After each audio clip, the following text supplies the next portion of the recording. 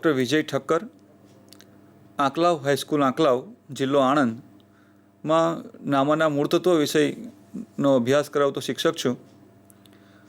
મિત્રો, અગાઉ આપણે ઘણીવાર મળી ચૂક્યા છીએ અને આજે એ જ વિષયને થોડા વધારે આગળ લંબાવવાનું કામ કરવાનું છે.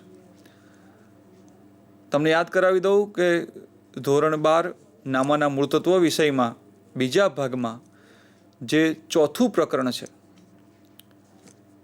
એ ચોથા પ્રકરણમાં આપણે અગાઉ 2 વાર મળી ચૂક્યા છીએ અને એનો થોડો પાછળનો ભાગ, એના વિષય પર આપણે વાત કરી નાણાકીય પત્રકોનું વિશ્લેષણ. નાણાકીય પત્રકોના વિશ્લેષણમાં નાણાકીય પત્રકો એટલે શું, નાણાકીય પત્રકોમાં શેનો સમાવેશ થાય છે, શા માટે બનાવવામાં આવે છે, કોણ બનાવે છે, એ બનાવવાના નાણાકીય પત્રકો બનાવ્યા પછી એનું વિશ્લેષણ કરવું એટલે શું કરવું, એ વિશ્લેષણ શા માટે કરવામાં આવે છે, વિશ્લેષણ કોણ કરે છે, વિશ્લેષણને કારણે શું ફાયદો થાય, એનું શું મહત્ત્વ છે, એના શું ફાયદા છે, એ નિર્ણયમાં કેવી રીતે ઉપયોગી બને છે, એની મર્યાદાઓ શું છે, આ બધી બાબતો અંગે લગભગ 2 કલાક સુધી આપણે એની ઊંડાણમાં ચર્ચા કરી છે. આ વખતે નવા અભ્યાસક્રમ પ્રમાણે એમાં થોડું ઊંડાણ પણ છે અને એમાં ક્યાંક એક્ઝામ્પલ્સ છે, બહુ જ સરળ અને સમજાય તેવા એક્ઝામ્પલ્સ છે. આમ તો કેલ્ક્યુલેટર પર તમે બહુ આંગળીઓની રમતથી એ દાખલાના જવાબ મેળવી શકો એમ છો. એટલે તમને ખબર છે કે તમને જરાય આ વિષયનો ભાર નથી લાગવાનો. આ વિષયનું વેઇટેજ ઓછું હોય એટલે 4 માર્ક જેટલું વેઇટેજ છે. તો ઘણા વિદ્યાર્થીઓ એવું વિચારે કે આટલા બધા પાના, 55 થી 58 જેટલા પેજ છે અને માત્ર 4 જ માર્કનું. તો જો બધું જ વિચારીએ તો તમને એવું પણ થાય કે આમ નુકસાનનો સોદો છે. પણ ફાયદોનો સોદો એ છે કે 4 માર્ક લાવવા બહુ જ સરળ છે. એટલે તમારા માટે આ તમારા એકાઉન્ટના વિષયમાં આ 4 માર્ક્સ તમારા માટે ઉપયોગી બને એમ છે. એમાંય જે લોકો રેન્કર છે, વધુ માર્ક્સ લાવતા વિદ્યાર્થીઓ છે, એ લોકો માટે તો કોઈ પણ બાબતને અવગણવી એ નુકસાન કરતા જ છે. તો આ જે 2-3 કલાકની મારી મહેનત છે તમારી સામેની, એ તમને ચોક્કસ ઉપયોગી બનશે એવું મને લાગે છે. તો હવે શરૂ કરીએ છીએ આપણે નાણાકીય પત્રકોના વિશ્લેષણના 3જા એપિસોડ તરફ. થોડીક વાત મહત્ત્વની કરવાની છે અને સીધા તુલનાત્મક પત્રકોની વાત આપણે આવી જવાના છીએ અને એના ઉપરથી સીધા 1-2 ઉદાહરણ તમારી સામે રજૂ કરવાના છે. તો હવે શરૂ કરીએ છીએ આપણે એના નાણાકીય પત્રકોના મહત્ત્વ વિશે. બહુ ઝડપથી, કારણ કે ઘણું બધું આ જ વિષયો પર મેં વાત કરી ચૂક્યો છું એટલે બહુ ઊંડાણમાં હવે નહીં જઉં. એક તો પેઢીની આંતરિક તુલના કરવા માટે નાણાકીય પત્રકો છે એ આપણી જ પેઢીના અલગ અલગ અંગો સાથે, અલગ અલગ પત્રકો સાથે તુલના કરવા માટે બહુ મહત્ત્વના પત્રકો છે. બીજા છે આંતર પેઢી તુલના કરવા માટે. આપણા ધંધાના હિસાબો અન્ય ધંધાના હિસાબ સાથે સરખાવવા માટે, તુલના કરવા માટે આપણને આ પત્રકો બહુ ઉપયોગી બનવાના છે. આ ઉપરાંત આ વલણ રજૂ કરે છે. જ્યારે પહેલી વાર મેં વલણ શબ્દ વાંચ્યો ત્યારે મને પણ થોડોક જુદો અર્થ સમજાયેલો, પણ પછી મેં એનો અંગ્રેજી શબ્દ વાંચ્યો ત્યારે મને ખરું એક ટ્રેન્ડ રજૂ કરે છે. ટ્રેન્ડ છે એ એક્ઝેક્ટ આપણો નામાનો શબ્દ છે. વલણ શબ્દ એના માટે ગુજરાતી માટે ચોક્કસ બરાબર છે, પણ વલણ મારા સાયકોલોજી સાથેના અભ્યાસને કારણે મને વલણ જુદો પ્રતિભા તરીકે, જુદો શબ્દ તરીકે મને મનમાં સમજાવે છે. તો અહીં ટ્રેન્ડ શબ્દ છે કે અત્યારે શેનો ટ્રેન્ડ છે. તમે કોઈ દુકાને જાઓ તો ફેશન માટે પણ કહે છે અત્યારે આનો ટ્રેન્ડ છે, અત્યારે આ બહુ ચાલે છે. આ નાણાકીય પત્રકો છે એમાં પણ કંઈક ટ્રેન્ડ હોય. તમને ખબર છે અત્યારે તમને જ્યારે કોઈ બિલ મળે છે, કોઈ જગ્યાએ તમે જમવા જાઓ, કોઈ દુકાને જાઓ, તમને જે બિલ મળે છે એમાં જીએસટીનો ઉલ્લેખ હોય છે. તો આ જીએસટીના ઉલ્લેખમાં પણ 1-2 પ્રકારના ટ્રેન્ડ ચાલે છે. ઘણા લોકો વસ્તુની કિંમત છાપે છે, એની ઉપર જીએસટી લખે છે. ધારો કે તમે હોટલમાં જાઓ તો હોટલમાં તમે જે વસ્તુ જમ્યા છો એ જમ્યા હોય વત્તા જીએસટી. ઘણીવાર તો જીએસટી અને સીએસટી એ પ્રકારના અલગ અલગ ભાગ પણ આપવામાં આવે છે. અને ઘણા લોકો પોતાના બિલમાં લમસમ કરી નાખે છે અને લમસમ ટ્રેન્ડ કહે છે. લમસમ ટ્રેન્ડ એટલે જે છાપેલી કિંમત હોય એ જ રાખવાની, પણ એ પોતાની છાપેલી કિંમતમાં એ ટેક્સનું એડ કરી નાખે છે. તો આ 2 ટ્રેન્ડ થયા. તો હવે વેપારી શું કરશે? બેમાંથી જે ટ્રેન્ડ પોતાને અનુકૂળ આવશે, પોતે નાણાકીય ગૂંચવણમાં ન ફસાય એવી રીતે પોતાને ગમતો ટ્રેન્ડ એ મૂકી દેશે. તો એ નાણાકીય પત્રકોના વિશ્લેષણ માટે પણ આ ટ્રેન્ડ જોવાનું બહુ મહત્ત્વનું બાબત આપણે ગણી શકીએ. આ ઉપરાંત છે લેણદારોને ઉપયોગી છે. તમે જો પ્રેઝન્ટેશનમાં તમે જોઈ શકશો કે આ પેઢીનું જે મહત્ત્વ છે એમાં ચોથી બાબત છે લેણદારોને ઉપયોગી. લેણદારો છે એ એના માટે શેમાં રસ હોય? લેણદારોને આપણી પાસે કોઈ પૈસા માંગતા હોય તો એને શેમાં રસ હોય? તો એને એના પૈસા પાછા મળે એમાં રસ હોય. અને એના પૈસા માત્ર પૈસા પાછા મળે એવું નહીં, એની સામે એણે જે ઉદ્દેશથી આપણે ત્યાં રોકાણ કર્યું છે, જે ઉદ્દેશથી આપણને પૈસા આપ્યા છે, એ હેતુ પણ જળવાય. આ 2 બાબતો પર એની નજર હોય છે. આ બંને બાબતો માટે, એ બંને બાબતોની સાથે જોડાણને કારણે એ આપણા નાણાકીય પત્રકોના હિસાબો પર ધ્યાન રાખતો હોય છે. તો લેણદાર માટે આ મહત્ત્વની વાત થઈ. લેણદાર એ પણ જોવે કે મને મારી રકમ પાછી મળશે કે કેમ.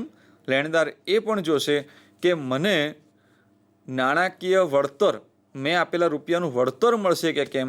એ બંને બાબતો પર એ ધ્યાન રાખવાના છે. અને આ ઉપરાંત છેલ્લું મહત્ત્વનું બાબત કોઈ ગણી શકાય એ છે માહિતીને સરળ અને તુલનાત્મક રજૂઆત.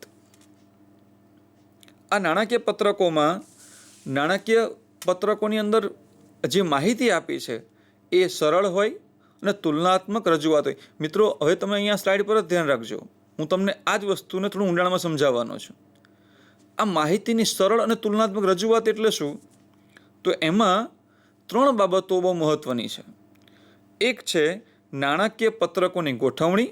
તમે તમારા પાઠ્યપુસ્તકમાં પણ જોઈ શકશો. નાણાકીય પત્રકોની ગોઠવણી, સરખામણી અને વિશ્લેષણ. આ 3 બાબતો અહીંયા આપણે ઉમેરવાની છે સરળ અને તુલનાત્મક રજૂઆતમાં. પહેલું, નાણાકીય પત્રકોની ગોઠવણી, માળખાકીય ગોઠવણી, માળખાગત ગોઠવણી. શું અર્થ થશે એનો? તમારે જ્યારે કોઈ વસ્તુની તુલના કરવી હોય, આ જે હું તમને અત્યારે કહી રહ્યો છું કંપની ધારો 9/2013 પ્રમાણેનો છે, એમાં આ વસ્તુ લખેલી છે કે તમારા હિસાબો કેવા હોવા જોઈએ? તો કે નાણાકીય પત્રકો છે એ ગોઠવણી સંદર્ભના હોવા જોઈએ, જેને બરાબર પહેલાં ગોઠવી દેવાના. તમે કંપનીના હિસાબો જ્યારે જોયા ત્યારે એમાં બરાબર ગોઠવણી હતી. પહેલાં વસ્તુ આ જ આવે, પછી આ આવે, પછી આ આવે, પછી આ આવે.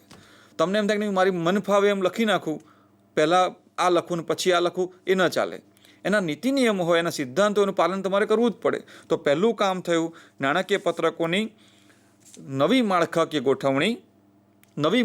ગોઠવણી. બીજું થયું સરખામણી, અન્ય પત્રક સાથે સરખામણી થઈ શકે તેવું. અને ત્રીજું થયું એ થઈ જાય પછી આવે વિશ્લેષણ અને અર્થઘટન. અને આ નાણાકીય પત્રકોની તુલના છે એ 2 રીતે થઈ શકે છે.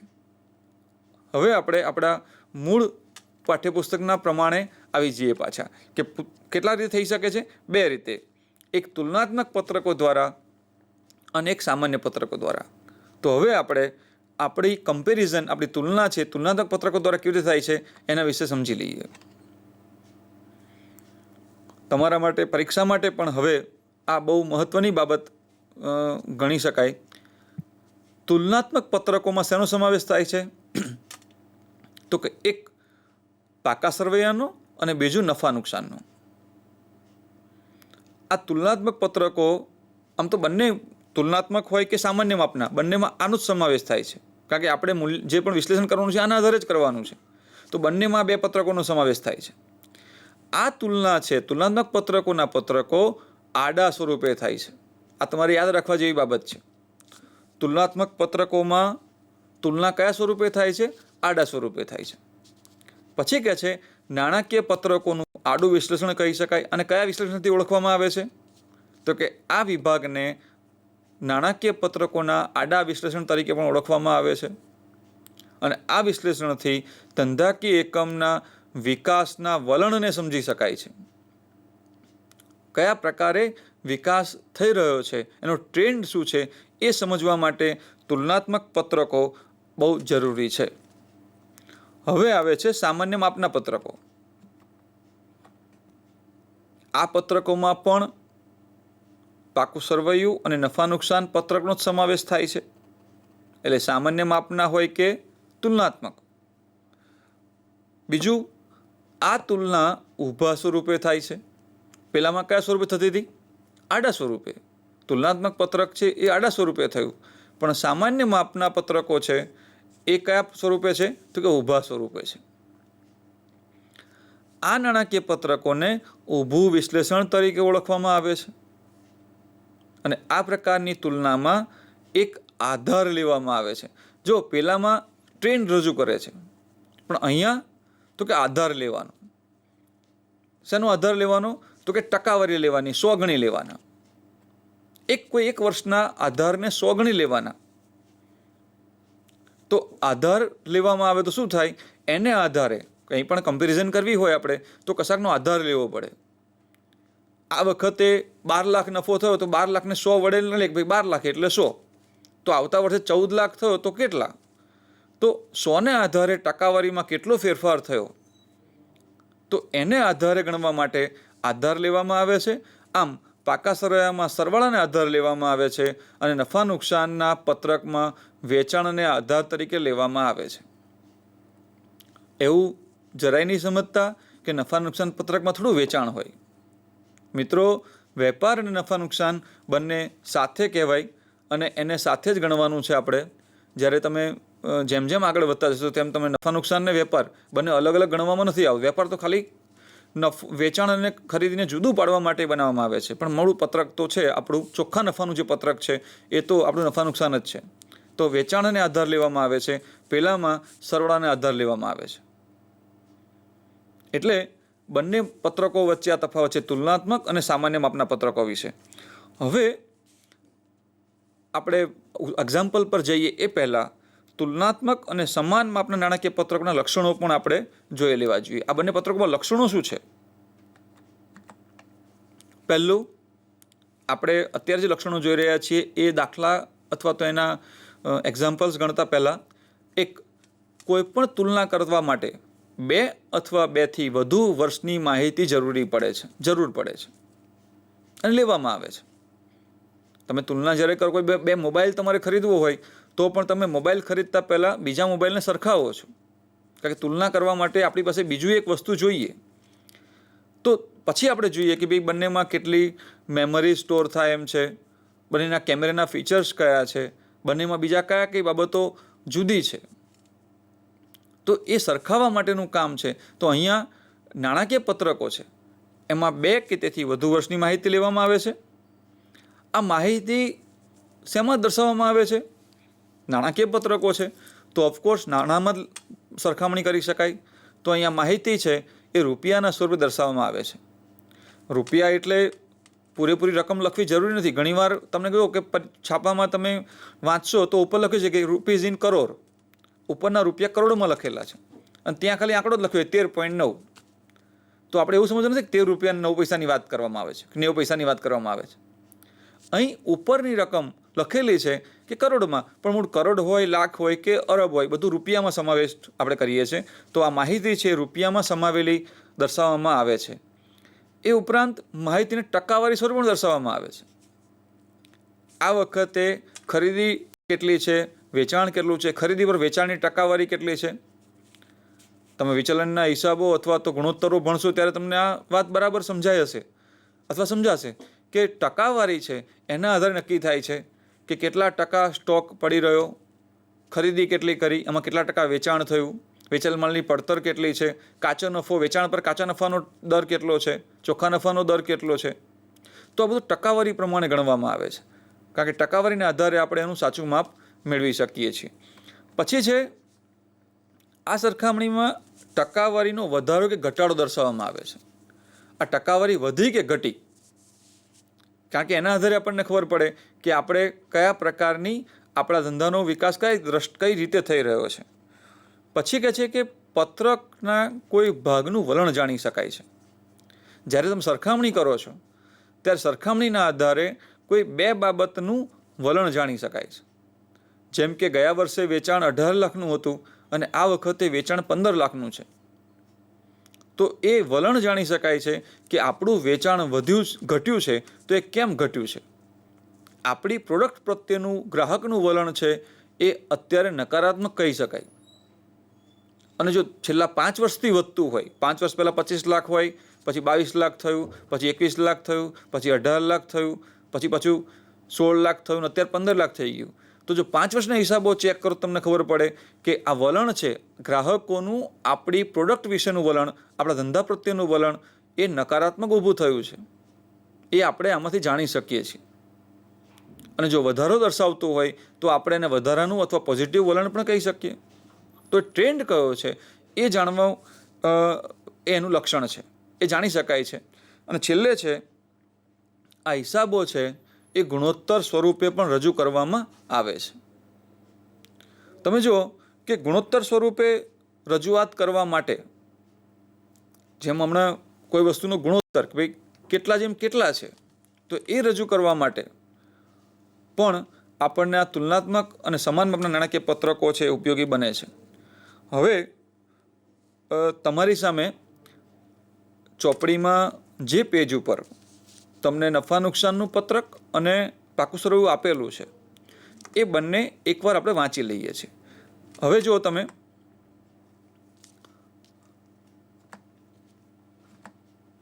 પાઠ્યપુસ્તક પાના નંબર 166 પર જુઓ. 166 નંબરના પાના ઉપર તારીખ 31/3/16 અને તારીખ 31/3/17ના રોજ પૂરા થતા વર્ષના નફા નુકસાનના પત્રક આપ્યા છે. આ નમૂનો છે. પરીક્ષામાં જ્યારે તમારે ગણવાનું થાય ત્યારે તમારી સામે વિગતનું ખાનું હશે, નોંધ નંબરનું ખાનું હશે, જેમાં લગભગ બહુ કંઈ લખવાનું થતું નહીં હોય, પાછલું વર્ષ અને ચાલુ વર્ષ, આટલા માહિતી તમને આપેલી હશે. અને જે વિગતમાં જે માહિતી આપેલી છે એ આવી રીતે ક્રમશઃ ગોઠવેલી નહીં હોય. આપણે જ્યારે એક્ઝામ્પલ ગણીએ છીએ ત્યારે આપણે આ ફોર્મેટને ધ્યાનમાં રાખવાનું છે. આમ ફોર્મેટ પણ એકદમ સરળ છે. આપણે હંમેશા એવું માનીને જ ધંધાના હિસાબો લખીએ છીએ કે આપણે નફો જ થવાનો છે. અને નફો થવાનો હોય ત્યારે આપણે પહેલાં ઉપજ લખીએ છીએ. એટલે અહીંયા આવકો પહેલાં છે. તો આવકો કઈ હોય તો કે વેચાણ દ્વારા થયેલી ઉપજ હોય, અને અન્ય આવક, અન્ય એટલે વ્યાજની આવક હોય, ભાડાની આવક હોય વગેરે, ભંગારની આવક હોય કે કંઈ પણ. તો પહેલી થઈ વેચાણની ઉપજ અને અન્ય આવક, આ બંનેનો સરવાળો કરી દેવાનો. એટલે કુલ ઉપજ મળી આપણને 1 અને 2, એ બંને આપણને કુલ ઉપજ મળી ગઈ બંને વર્ષની, પાછલા વર્ષની ને આ વર્ષની. એ બંને ઉપજોમાંથી જેટલા પણ ખર્ચાઓ હોય એ ખર્ચાઓ આપણે બાદ કરવાના છે. વપરાયેલ માલની અંદર, એટલે આ એવો ખર્ચ છે કે જે કારખાના ખર્ચ અથવા તો કાચા માલની વપરાશ જે થઈ એ બધી આવે એમાં અંદર.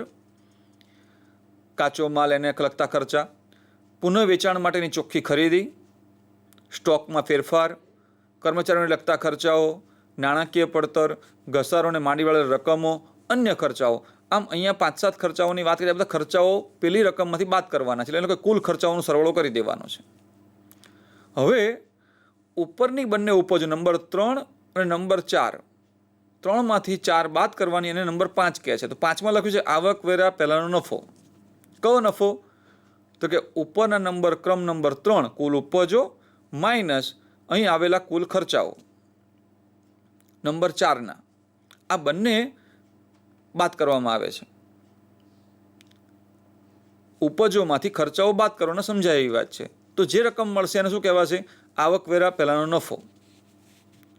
એને આધારે એના ટકાવારી પ્રમાણે આવકવેરો બાદ કરવાનો, અને છેલ્લે જે વધ્યો છે એ આવકવેરા પછીનો નફો. આવું પહેલાં 2 વર્ષમાં કરવાનું, પાછલું વર્ષ અને ચાલુ વર્ષ. અને પછીનું જે ખાનું છે નંબર 5 અને 6, એની ગણતરી આપણે કરવાની છે. 5મું નંબરનું ખાનું એકદમ સરળ છે. એમાં 4 નંબરનું વધારે હોય એમાંથી ગયા વર્ષનું બાદ કરવાનું, ચાલુ વર્ષ માઇનસ ગયું વર્ષ. અને વધારો ઘટાડો ટકાવારીમાં દર્શાવવાનો છે, એને કેવી રીતે કરાય એની વાત હમણાં આપણે આના પછી પાકું સરવાળું સમજ્યા પછી કરીએ છીએ. તો હવે આપણે પાકું સરવાળું જોઈ લઈએ. સેમ પાકા સરવાળામાં બાબતો હોય. આ ઊભા પ્રકારનું પાકું સરવાળું છે એટલે એમાં તમને પેલું મૂડી દેવા અને મિલકત લેણા જોઈએ છે એવું જ, પણ પહેલાં મૂડી દેવા લખેલા હોય એનો સરવાળો થઈ જાય, એમાંથી મિલકત લેણાઓ બધા બાદ થાય. તો મૂડી દેવામાં જુઓ, પહેલો મૂડી વિભાગ છે, જેમાં આપણે ભાગીદારી પેઢીના હિસાબોમાં ભાગીદારોની મૂડી હોય, અહીંયા ઇક્વિટી શેર હોય તો ઇક્વિટી શેરની જવાબદારી. આ ઉપરાંત ભંડોળો, શેર મૂડી, ઇક્વિટી શેર મૂડી, પ્રેફરન્સ શેર મૂડી, બીજી કોઈ પણ પ્રકારની મૂડી હોય તે. આ ઉપરાંત અનામત અને વધારો. અનામતો એટલે તમને ખબર છે કે આપણે કોઈ કામ માટે વ્યવસ્થા રાખી હોય તે. આ ઉપરાંત બિન ચાલુ જવાબદારી, લાંબા ગાળાની હોય એ બધી, લાંબા ગાળાના દેવા, ડિબેન્ચર ને એ બધું, લાંબા ગાળાની જોગવાઈઓ. આ ઉપરાંત ચાલુ જવાબદારી, ટૂંકા ગાળાના ઉછીના નાણાં, વેપારી દેવા, અન્ય ચાલુ જવાબદારીઓ, ટૂંકા ગાળાની જોગવાઈઓ.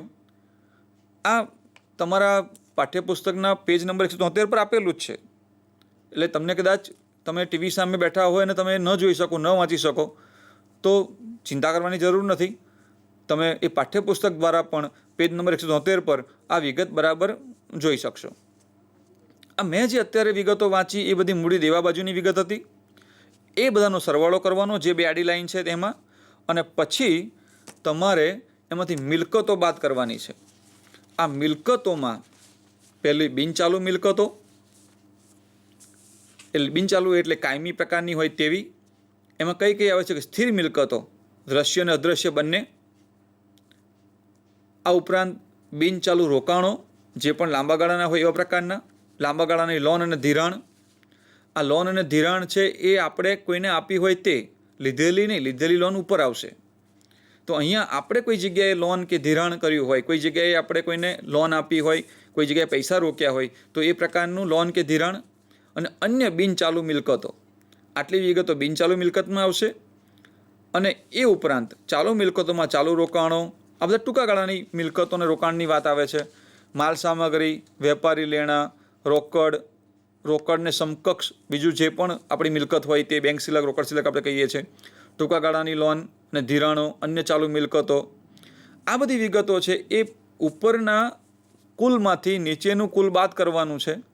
અને એને આધારે આપણને આમ તો બંનેના સરવાળા સરખા થઈ જવાના, બાદ કરવાની જરૂર નથી, પણ ઉપરનું નીચેનું સરવાળા આપણે જોઈ લેવાના છે. તો આટલી વિગતો છે એ તુલનાત્મક પાકા સરવાળા. અહીં તુલના શું કરવાની છે? મૂડીની મિલકતની તુલના નથી કરવાની. અહીંયા તુલના કરવાની છે પાછલા વર્ષની, ચાલુ વર્ષની. અને એને આધારે પાછલા વર્ષ કરતાં ચાલુ વર્ષમાં કેટલો વધારો થયો. તો એ વધારો કેવી રીતે જાણી શકાય? તો કે ચાલુ વર્ષમાં પાછલું વર્ષ બાદ કરવાનું છે.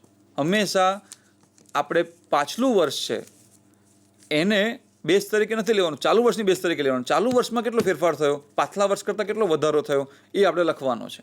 જો ધારો કે જમીન, આપણી મિલકતમાં મકાન છે, એ મકાન ચાલુ વર્ષે 20 લાખ હોય અને ગયા વર્ષે 28 લાખ હતા, તો આપણે બાદબાકી તો ચાલુ વર્ષમાંથી જ ગયા વર્ષની કરવાની છે. પણ 20 લાખમાંથી 28 લાખ બાદ કરશો તો શું થશે? ઘટાડો આવશે. તો ઘટાડાને પુસ્તકમાં કૌંસમાં બતાવેલ છે. કૌંસ કર્યો હોય જે જગ્યાએ રકમની બાજુમાં, એને માઇનસ તરીકે રજૂ કરી છે. આપણે માઇનસ પણ બતાવી શકીએ.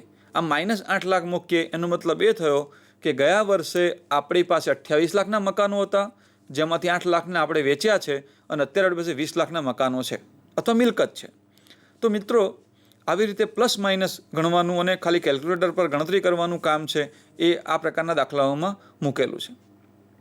હવે આપણે તમારા પાઠ્યપુસ્તકમાં 167 નંબરનું પેજ છે, એમાં ઉદાહરણ 1 છે, એને આપણે જોવાનું છે. હું તમને બહુ ઝડપથી એ વાત સમજાવી શકીશ, કારણ કે તમને સમજવામાં વાર નહીં લાગે એવી મને ખાતરી છે. તો તમે જુઓ, પેજ નંબર 167 પર ઉદાહરણ નંબર 1. અહીં વિવેકાનંદ લિમિટેડનું સંક્ષિપ્ત નફા નુકસાનના પત્રકો આપેલા છે. તમે જોશો કે વેચાણની ઉપજો છે, અન્ય આવકો આપેલી છે, ખર્ચાઓ આપેલા છે. દાખલા પરીક્ષામાં આ પ્રકારે જ તમારી સામે સ્વાધ્યાયમાં કે પરીક્ષામાં આ પ્રકારના દાખલાઓ હશે. 31/3/17 છે અને 31/3/16 છે. બે આખર તારીખો આપણને આપેલી છે. શું કરવાનું છે? એકદમ સરળતાથી જવાબને જોઈ લો. વિવેકાનંદ લિમિટેડનું તારીખ 31/3/16 અને 17ના રોજ પૂરા થતા વર્ષનું નફા નુકસાનનું તુલનાત્મક પત્રક, જે હમણાં આપણે નમૂના તરીકે જોયું તે તમને યાદ હશે. પહેલાં આપણે શું લખવાનું છે? તો કે વેચાણની ઉપજ. તો વેચાણની ઉપજો અને અન્ય આવકો એ પહેલાં આપણે અહીંયા 14 લાખ અને 2.5 લાખ તરીકે દર્શાવેલી છે. જે ઉપર હતી એ જ પ્રકારની 14 લાખ અને 2.5 લાખ, અહીંયા 16 અને 17. તમે જો અહીંયા દાખલામાં આપણને 17 ને 16 આપેલું છે, પણ આપણે 16 અને 17 લખ્યું છે, જેથી કરીને આપણે આના કરતાં આ વર્ષે વધારો છે એવું માનસિક રીતે જોઈ શકીએ. હવે અહીં 14 લાખ છે ને 16 લાખ છે, કેટલો વધારો થયો? તો કે 2 લાખનો. આ પ્રમાણે સમજો તો ચોથા ખાનામાંથી ત્રીજું ખાનું બાદ બરાબર પાંચમું ખાનું. તો 16, 14 બાદ બરાબર 2 લાખ. અન્ય આવકો ગયા વર્ષે હતી 2.5 લાખ, આ વર્ષે છે 3 લાખ, વધારો થયો 50,000નો. કુલ આવકો ગયા વર્ષે હતી 16,50,000, આ વખતે થઈ 19 લાખ, વધારો થયો 2.5 લાખનો. ખર્ચાઓ ગયા વર્ષે હતા 7,20,000, આ વખતે થયા 9,60,000, જે આપણને આપેલા જ છે 2,40,000. એવો પ્રશ્ન નહીં પૂછતા કે આ 16,50,000 અને 19 લાખ ક્યાંથી આવ્યા. આ બંનેનો સરવાળો એટલે કુલ આવકો થઈ 16,50,000, આ બંનેનો સરવાળો થયો કુલ આવકો થઈ 19 લાખ, આ બંનેનો સરવાળો થયો 2.5 લાખ.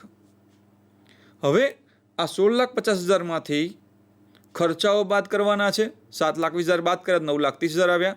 આમાંથી આ ખર્ચ બાદ કરવાનો છે એટલે 9,40,000, અને 2.5 લાખમાંથી આ જે ફેરફાર થયો, ગયા વર્ષે 7,20 હતા, 9,60 હતા, તો વધારો કેટલો થયો? 2,40, એ આમાંથી બાદ કરવાનો છે. તો અહીંયા જુઓ, આવકવેરા પહેલાંનો નફો ગયા વર્ષે હતો 9,30,000, આ વખતે છે 9,40,000, વધારો થયો 10,000. હવે તમને આ ટકાવારી કેવી રીતે ગણવી એ થોડું સમજી લઈએ. કેલ્ક્યુલેટર પર અહીંયા કૌંસમાં જે લખ્યું છે એ તમારે યાદ રાખવાનું છે. 5/3 × 100. 5 એટલે 2 લાખ, 3 એટલે 14 લાખ, એટલે 2 લાખ ભાગ્યા 14 લાખ ગુણ્યા 100. આ 14 લાખ નીચે રાખવાના છે. આમ સીધું તમે ગણો તો 2 લાખ ગુણ્યા 100 ભાગ્યા 14 લાખ. એવી પણ ગણી શકો કે 2 લાખ ભાગ્યા 100 ગુણાકારને બદલે સીધા 2માં 0થી ઓછા કરી નાખો તો 14,000. તો 2 લાખ ભાગ્યા 14,000 કરો તો પણ 14.29 જવાબ મળશે. તમે અહીંયા ગણતરી કરી તમને એટલા માટે સહેલી પડશે કારણ કે રાઉન્ડ ફિગર આવે છે. અહીં જો આ 20% કેવી રીતે આવ્યા? તો કે 5 એટલે 50,000, 3 એટલે 2.5 લાખ ગુણ્યા 100. 50,000 ભાગ્યા 2.5 લાખ કરો તો શું આવે? 1/5 ગુણ્યા 100 કરો તો 100/5 થયા, અને 100 ને 5 વડે સીધા ભાગી નાખો તો શું થશે? સીધા જ આવી જશે. તમે અહીંયા જુઓ, 50,000 ભાગ્યા 2.5 લાખ ગુણ્યા 100. તો અહીંયા શું કર્યું? આ 2 0 ઉડી ગયા, આ બીજા 2 0 ઉડી ગયા, તો 25 છે, ઉપર 500 છે, 25 દુ 50 અને 20, તો શું આવ્યું? 20%. તો આ ગણતરી કરવી એ ઉપર કેવી રીતે કરવી એ આપણને આપેલું જ છે. તમારે કેલ્ક્યુલેટર પર તમને એ ખબર પડવી જોઈએ કે અહીંયા 5 એટલે 5મા ખાનાની રકમ, 3 એટલે ત્રીજા ખાનાની રકમ ગુણ્યા 100. તમે આ 5મા ખાનાની 2 લાખ લો અને ત્રીજા ખાનાની 2.5 લાખ લો, એવું ન થવું જોઈએ. એ આપણી સામાન્ય સમજ પ્રમાણે આપણે એ જોવું પડે. બીજો દાખલો ઉદાહરણનો, ઉદાહરણ 2. તમે જુઓ, ઉપજો આપી છે આપણને 16 લાખ અને 14 લાખ. કયું ખાનું વધારે છે? 17 ચાલુ વર્ષનું. પેલામાં 2 લાખ ઓછા છે. આમ તો એવું વિચારવાનું છે કે આના કરતાં 2 લાખ વધારે છે. આવકો ગયા વર્ષે 2.5 લાખ હતી, આ વખતે 3 લાખ છે. ખર્ચાઓ ગયા વખતે 7,20,000 હતા, અહીંયા 9,60,000 છે. ઉપરનો જે દાખલો હતો એ જ દાખલો ફરી એના જેવો જ મૂકેલો છે. હવે તમે જુઓ તો એ જ પ્રકારે પણ અહીંયા શું ફરક કર્યો છે? તો અહીંયા એક નીચેની લાઈન તમે વાંચો, છેક નીચેની લાઈન, આવકવેરાનો દર 30% હતો. દાખલા નંબર 1 જ છે, પણ આવકવેરાનો દર 30% હતો. હવે આવકવેરો ઉમેરીએ તો કેટલો દાખલો, કેવી રીતે દાખલો ગણાય એ સમજી લઈએ આપણે. બધું જ એનું એ 14 લાખ, 16 લાખ એના એ, 2 લાખ, 2.5 લાખ, 3 લાખ, 50,000 એના એ, ટકાવારી પણ એની એ, 16, 50, 19, 2.5 લાખ એ પણ એ બધું એનું એ જ, 7,20,000, 9,60, 2,40 અને 9,30, 9,40, 10,000 આટલે સુધી આપણે દાખલો ગણેલો છે. એમાંથી શું કરવાનું છે? તો કે આવકવેરો 30% બાદ કરવાનો છે. આ 30% છે ના, તો આવકવેરો છે એ 9,30,000 પર 30% ગણવાનો છે. કેવી રીતે ગણાય? તો કે 9,30,000 ગુણ્યા 30/100 આ પ્રમાણે ગણવાનું. તો 3 0 3 0 0 3 0 0 અને 93 ગુણ્યા 3 કરી જોઈએ તો 3 તરી 9 અને 9 તરી 27 એટલે 2,79,000 થયા. એ પ્રમાણે 9,40,000ના 30% 2,82,000 આવશે, 10,000ના 30% 3,000 આવશે. અહીંયા કોઈ ફરક પડવાનો નથી. એટલે નીચે નોંધ પણ લખી છે, જ્યારે આવકવેરાનો દર આપેલો હોય અને બંને વર્ષના આવકવેરાનો દર સરખો હોય, આ વર્ષે ને આ વર્ષે, ઘણીવાર દાખલામાં એવું પૂછશે, કહેશે કે 2016માં આવકવેરાનો દર 30% છે અને 17માં 35% છે, ત્યારે નહીં, પણ બંને વર્ષના આવકવેરાનો દર સરખો હોય ત્યારે કોલમ નંબર 6માં ટકાવારી વધારો ઘટાડો થશે નહીં, એમનું એમ જ રહેશે. એમાં ટકાવારીમાં અહીંયા જો અહીંયા કોઈ ફેરફાર જોવા મળશે નહીં. સીધું તમારે ફરી દર વખતે કરવાની જરૂર નથી, સીધું મૂકી દેવાનું, કંઈ વાંધો આવશે નહીં. હવે મિત્રો અહીંયા આપણે પાકા સરવૈયાના નફા નુકસાન જોઈ લીધું. હવે પાકા સરવૈયાનો કેવી રીતે ફેરફાર થાય, પાકા સરવૈયું ગણવામાં કેવી રીતે આપણે આ ગણી શકીએ એની થોડી વાત કરી લઈએ. તો તમે તમારા પાઠ્યપુસ્તકનું 174 નંબરનું પેજ છે એ જુઓ. 174 એમાં દાખલો છે સ્ટાર્ટઅપ ઇન્ડિયા લિમિટેડ. આ સ્ટાર્ટઅપ ઇન્ડિયા લિમિટેડ છે એનું 31/3/16 અને 31/3/17ના પાકા સરવૈયાના હિસાબોની રકમ આ પ્રમાણે આપણને આપેલી છે.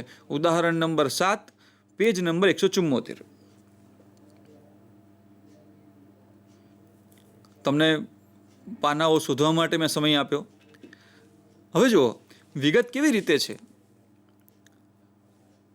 અમને જ્યારે અમારા સાહેબ ભણાવતા ત્યારે કહેતા કે વિજય, જ્યારે કોઈ એકાઉન્ટ એવો વિષય છે કે તમે એને ધ્યાનથી જુઓ, દાખલાને રકમ બરાબર ધ્યાનથી વાંચો અને વાગોળો, તો પણ ઘણા બધા જવાબો તમને એમાંથી મળી જતા હોય છે. અહીંયા આપણને આટલો એક દાખલો આપ્યો છે, તમે એને બરાબર જોઈ શકો. ચાલો, ઇક્વિટી આપણને આ પ્રમાણે પાકું સરવૈયું આપેલું છે. ઇક્વિટી શેરની જવાબદારીઓ આપેલી છે, શેર હોલ્ડરના ભંડોળો, શેર મૂડી, ઇક્વિટી શેર મૂડી આપેલી છે 12 લાખ અને 10 લાખ, પ્રેફરન્સ શેર મૂડી 5 લાખ, 5 લાખ, અનામત અને વધારો આપેલો છે, નફા નુકસાન ખાતું આપ્યું છે. એમાં બિનચાલુ જવાબદારીમાં 10%ના ડિબેન્ચરો આપેલા છે. ચાલુ જવાબદારીઓમાં ટૂંકા ગાળાના નાણાં, વેપારી દેવા અને ટૂંકા ગાળાની જોગવાઈઓ આપેલી છે. અહીં મૂડી દેવા બાજુ તેનો સરવાળો આપેલો છે 16નો અને 17નો બંનેનો. મિલકતોમાં બિનચાલુ મિલકતોમાં સ્થિર મિલકતોમાં દ્રશ્ય મિલકતો 10 લાખ અને 8 લાખ છે. અદ્રશ્ય મિલકતો 6,25,000 અને 5 લાખ છે. લાંબા ગાળાના રોકાણો 3,79,500 અને 4 લાખ છે. ચાલુ મિલકતો 3 લાખ અને 2,50,000 છે. આ બંનેનો સરવાળો મળી જાય છે. પાકા સરવૈયામાં આપણને ખબર છે એ પ્રમાણે આપણે કામ કરવાનું હોય. હવે એના જવાબ તરફ આપણે જોઈએ. દાખલા એટલા સરળ છે કે મારે ગણવાની જરૂર નહીં પડે, માત્ર તમને સમજાવવાની જરૂર પડે. અહીં જુઓ, પહેલું સુધારણા આપણે એ કરી દાખલો ગણતી વખતે, ખાના પાડતી વખતે, કે અહીંયા માહિતી આપણને આપે છે 31/3 17 અને 31/3 16ની. ખાના નંબર 1, ખાના નંબર 2, ખાના નંબર 3, ખાના નંબર 4, ખાના નંબર 5. આપણે 5 ખાના આવી રીતે પાડી દઈએ છીએ. 1 2 3 4 5 અને 6. આ 1 2 3 4 તો આપણને આપેલા જ છે, 5 અને 6 પાડવાના છે.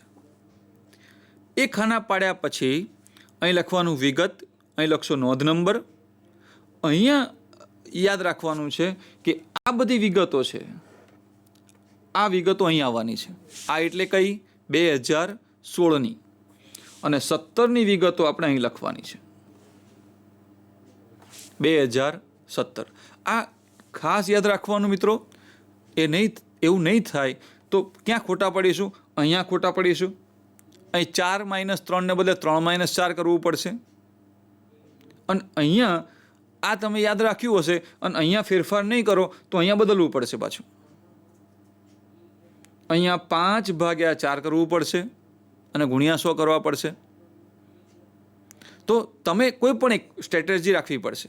પણ નમૂનાના જ્યારે તુલના કરતા હોય ત્યારે તમારે પહેલાં ગયા વર્ષનું અને પછી આ વર્ષનું એવું રાખવું પડે.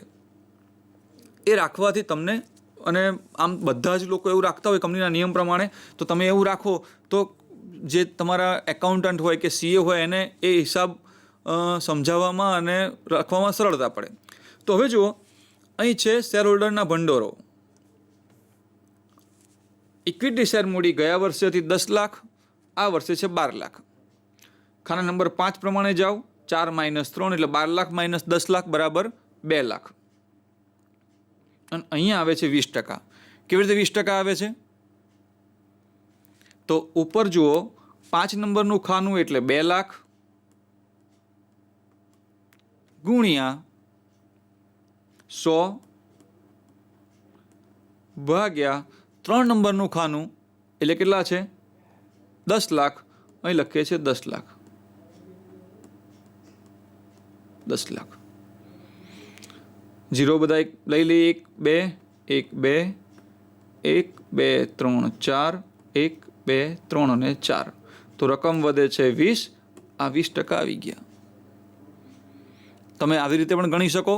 અને ઘણીવાર અપૂર્ણાંક કેવું આવતું હોય તો તમને અત્યારે કેલ્ક્યુલેટર વાપરવાની પરીક્ષામાં પણ છૂટ છે, તો તમે કેલ્ક્યુલેટર પર સીધું જ ગણતરી કરી શકો. 2 લાખ ભાગ્યા 10 લાખ ગુણ્યા 100, અથવા 2 લાખ ગુણ્યા 100 ભાગ્યા 10 લાખ, અથવા 2 લાખ, આમાંથી પહેલાં જ 0 2 ઉડાડી નાખવાના. 2 લાખ ભાગ્યા 2 0 ઓછા કરી નાખો, કેટલા રહે છે? જુઓ તો 10,000. તો 2 લાખ ભાગ્યા 10,000. બંને બધી બાબતો એ ગુણાકાર બરાબર ચાલે છે, કશો વાંધો આવતો નથી. હવે પ્રેફરન્સ શેર મૂડીમાં આવી જાઓ. ગયા વખતે 5 લાખ હતા, આ વખતે પણ 5 લાખ છે. કોઈ વધારો નથી, કોઈ ઘટાડો નથી. અહીંયા પણ ડેશ, અહીંયા પણ ડેશ. અનામત અને વધારો.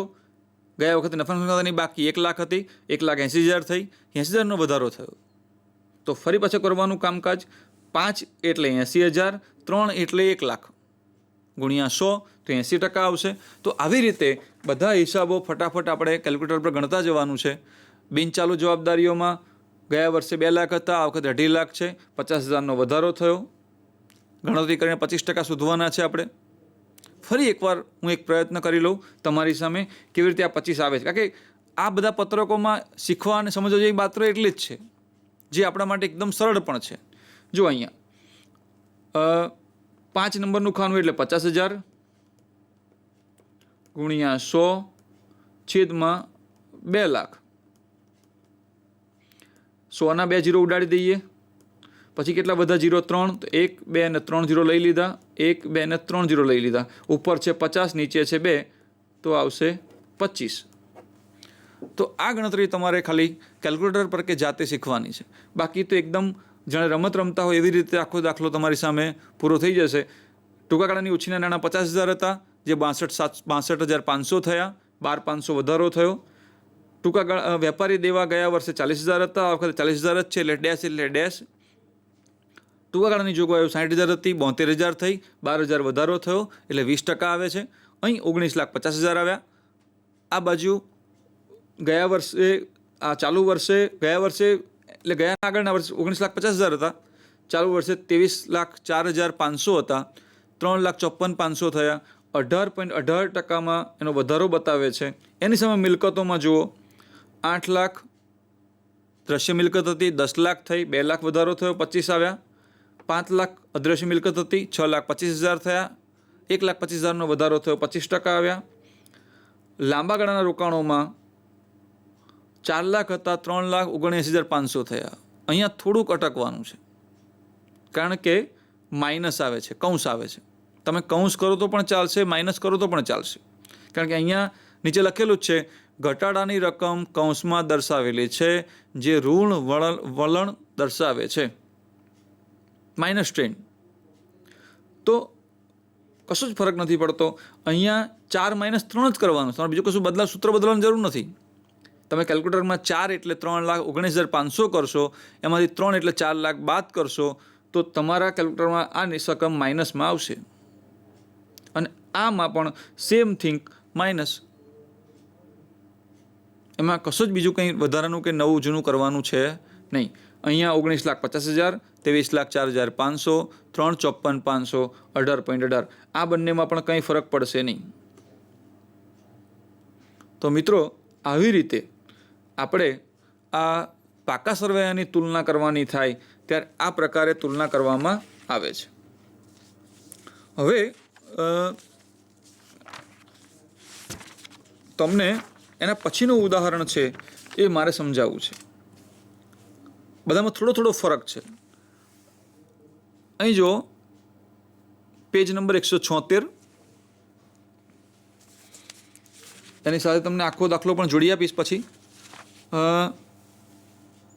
હા, જો પેજ નંબર 76 અને 77 તમે મારી જેમ સાથે નહીં જોઈ શકો.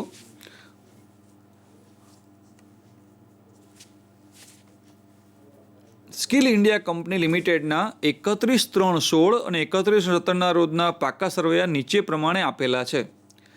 તેના આધારે તુલનાત્મક પાકું સરવૈયું તૈયાર કરો. હમણાં જેમ દાખલો ગણ્યો છે એવી જ રીતે ઇક્વિટી અને જવાબદારીઓ, શેરહોલ્ડરના ભંડોળો, શેરમૂડી, ઇક્વિટી શેરમૂડી 30 લાખ છે આ વર્ષે અને ગયા વર્ષે હતી 25 લાખ. પ્રેફરન્સ શેરમૂડી આ વર્ષે છે 10 લાખ, ગયા વર્ષે હતી 15 લાખ, મતલબ કે આપણે 5 લાખ ઓછા કર્યા છે. અનામત અને વધારો 3 લાખ અને 5 લાખ, આ વર્ષે 3 લાખ, ગયા વર્ષે 5 લાખ હતા. સામાન્ય અનામત આ પ્રમાણે હતી. નફા નુકસાન ખાતું આ વર્ષે 6 લાખ છે, ગયા વર્ષે 8 લાખ હતું. 10%ની બેંકની લોન, આપણે બેંક પાસેથી લોન લીધી હોય એ ચાલુ વર્ષે 12 લાખ છે અને ગયા વર્ષે એ 10 લાખ હતી. ટૂંકા ગાળાના ઓછીના નાણાં છે એ ગયા વર્ષે હતા 1,50,000, સોરી ચાલુ વર્ષે, અને ગયા વર્ષે હતા 3 લાખ. વેપારી દેવા છે એ ચાલુ વર્ષે 70 લાખ છે, 70,000 છે અને ગયા વર્ષે આપણી પાસે 1 લાખ હતા.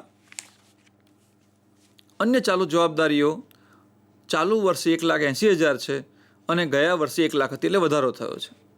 એમ 65 લાખ અને 68 લાખ બંનેના સરવાળા થાય છે. એની સામે મિલકતો જોઈએ.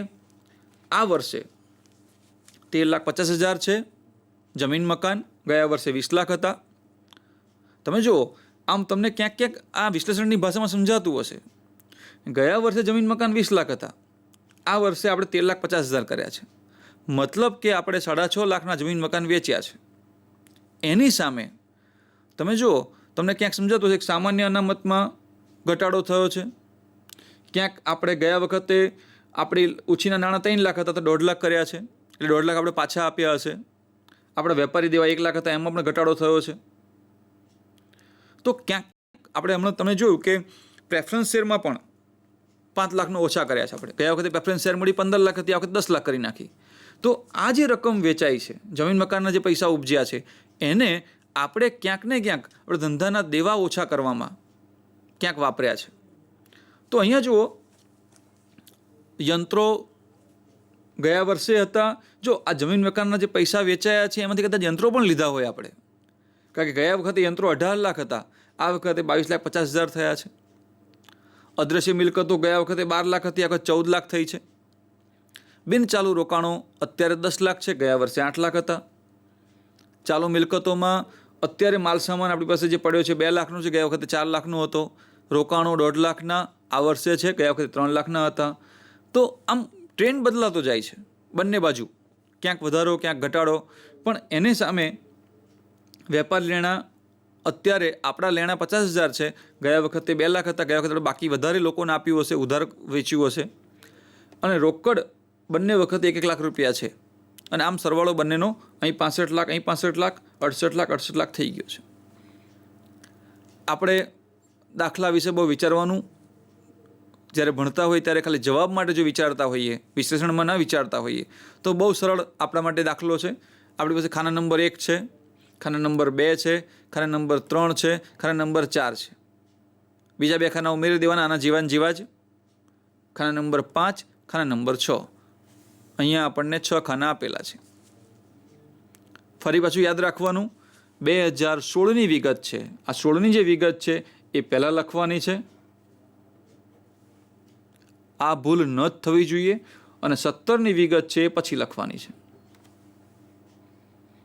મોટાભાગના વિદ્યાર્થીઓ આ પ્રકારની ભૂલ કરતા હોય છે. ઉતાવળ હોય, પરીક્ષાનું ટેન્શન હોય, સમય ઓછો હોય અને ઝડપથી ગણવાતી વખતે આપણે એનાથી કશો ફરક આમ નહીં પડે, વિશ્લેષણ કરવામાં કંઈ ફરક નહીં પડે, પણ એને કારણે તમે બાકીનું ભૂલી જશો તો મને લાગે છે કે ચોક્કસપણે તમે ક્યાંક ગોટાળો કરવાના છો. તો એ ધ્યાન રાખવાનું છે તમારે અહીંયા.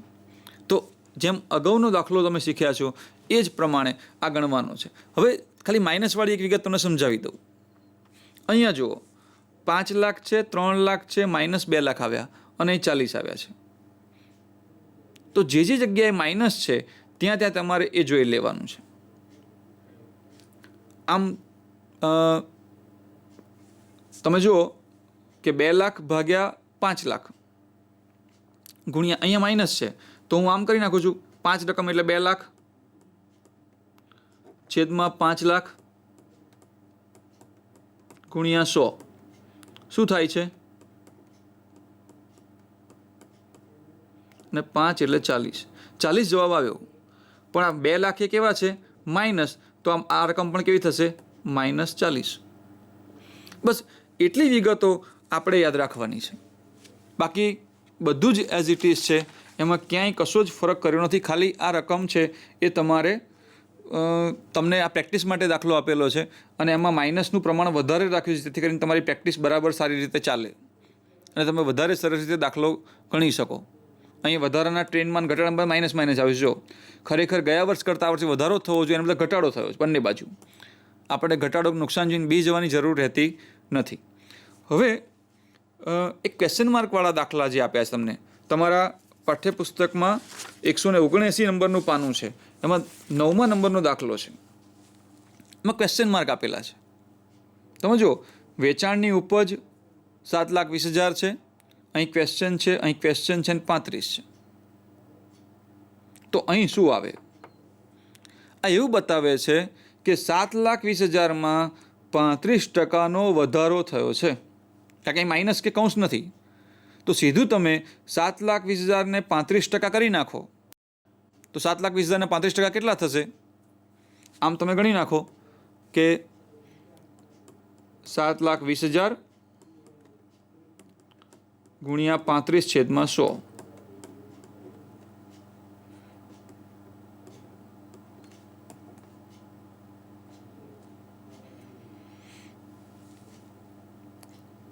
એકસો 5, 210 અને 210 ને 5, 245. 245 ને 7, 252. 2,52,000 થયા. વત્તા 7,20,000 ઉમેરીશું આપણે તો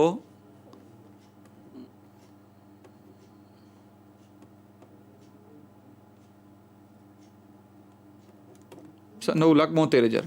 તો અહીંયા જે ક્વેશ્ચન માર્ક છે એમાં વધારો બતાવવાનો. વધારો કેટલો આવ્યો આપણે? તો કે 7,20,000 ગુણ્યા 35%. તો 7,20,000ના સીધા 35% કરો. 7,20,000 ગુણ્યા 35/100 તો તમને મળશે, અહીંયા સીધું મળશે 2,52,000. અને આ રકમમાં આ રકમ ઉમેરી દો તો પણ તમને સીધું મળશે 9,72,000. અથવા નીચે તમને સરસ મજાની ગણતરી આપી છે, 7,20,000 ગુણ્યા કૌંસમાં 100 વત્તા 35. 35 ક્યાંથી આવ્યા? ઉપર આપેલા છે. છેદમાં 100 બરાબર 9,72,000. અહીં 9,72,000 લખી નાખવાના.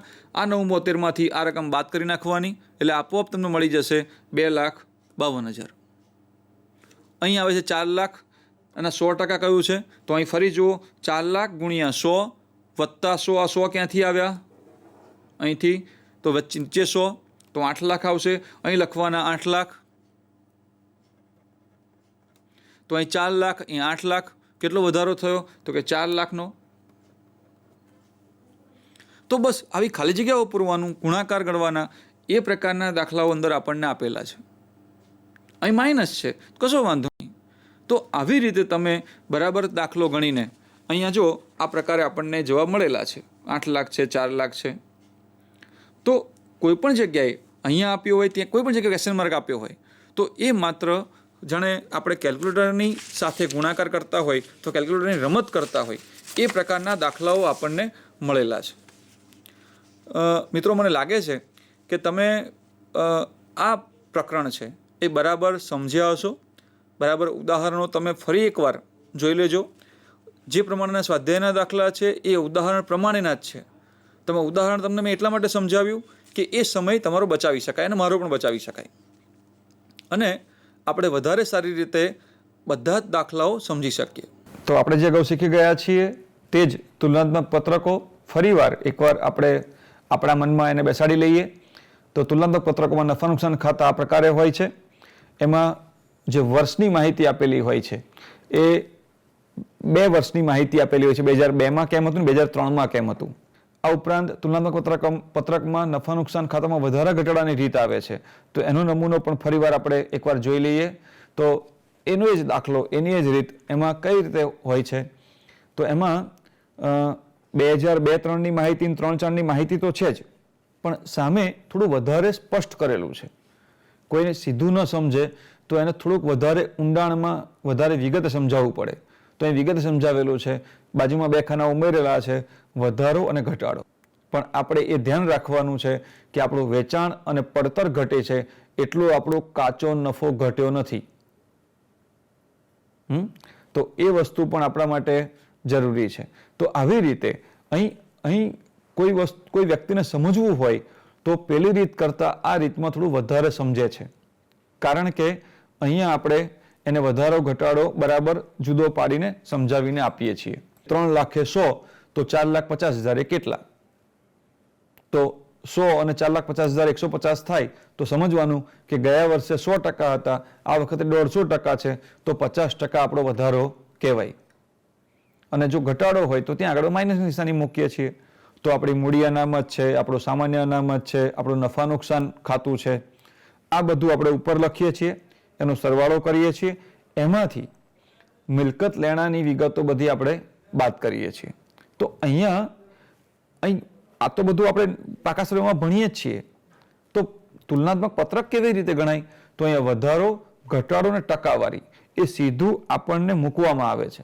કોઈ પણ માણસ વાંચશે અથવા કોઈ પણ માણસને આપણે જ્યારે બતાવીશું આપણા પત્રકો, ત્યારે એમાં હાઇલાઇટ કરીને બતાવીશું કે જો અહીંયા 50% વધારો છે, અહીં 25% માઇનસ છે, ઘટાડો છે, અહીં આપણે દેવું ઘટાડ્યું છે, અહીં આપણે મિલકત વધારી છે, વગેરે વગેરે આપણે એકદમ સ્પષ્ટ ટકાવારી પ્રમાણે બતાવી શકીશું. અને છેલ્લે સામાન્ય માપના પત્રકો પ્રમાણે પાકું સ્વરૂપ એવું કેમ છે? તો અહીંયા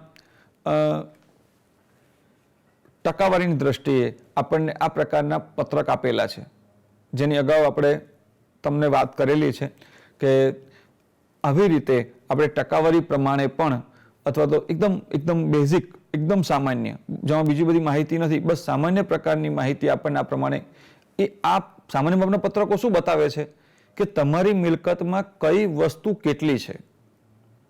તમે જો અહીં કાયમી મિલકતો 48% છે, નીચે શેર મૂડી 40% છે. તો એ બતાવે છે કે તમારી સામે શેર મૂડી એટલે શું?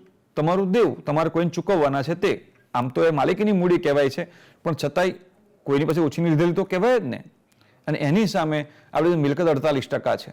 તો શેર હોલ્ડરના ભંડોળ 48% અને પેલું 48% છે, તો મતલબ આપણી પાસે બહુ મજબૂત પાકું સર્વે એવું નથી આપણું. આવા કોઈ પ્રકારના નિર્ણયો આપણે કરી શકીએ છીએ. બહુ પરીક્ષામાં આ પ્રકારના દાખલા બહુ સરળ અને સહજ હોય છે, અને અમે લોકો અમારા વિદ્યાર્થીઓને કહેતા હોઈએ છીએ કે તમારે પરીક્ષામાં જે પાસ થવાના રોકડા માર્ક્સ જેને કહીએ છીએ આપણે, એ માટે આ ચેપ્ટર, આ એકમ આપણા માટે બહુ મહત્વનું છે. અને આ એકમ વિદ્યાર્થીઓ પૂરેપૂરા માર્ક્સ સાથે એમાંથી પાસ થતા હોય છે.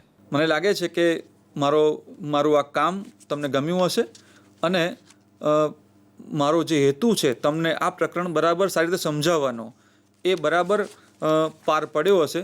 તમે બરાબર સારી રીતે મારી વાત સમજી શક્યા હશો એવું મને લાગે છે. આપ સૌએ ધ્યાનથી સાંભળ્યું એ બદલ આપનો ખૂબ ખૂબ આભાર. નમસ્કાર.